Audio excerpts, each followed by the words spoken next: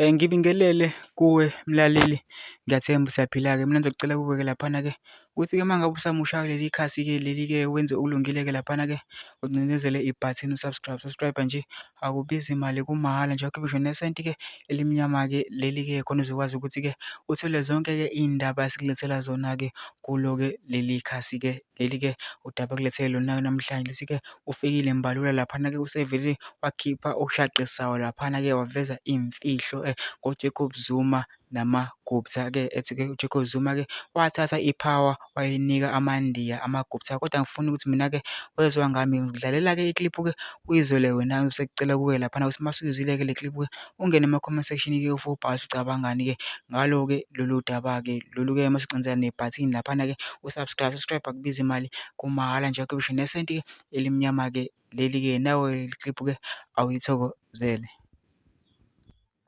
Bafuna usave i-ANC, bahlulakala usave i-ANC for 9 years bephethe kule country. Into enihamba niyixelelwa yilaa ntsomi yexhego kuthiwa nguZuma,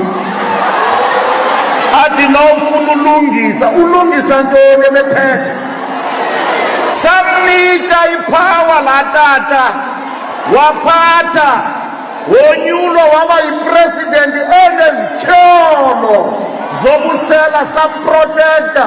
Namhlanje uthi yena ngaseyiva thina, besiseyiva yena. For 9 years he failed the revolution in this country. And as students, you must never be apologetic to tell Zuma where to get off. Ufuneka nimxelele indaba zakhe ningathandabuzi. You must not be ambiguous about it. Bakhona abantu esinobamamela kule country abasebenzileyo.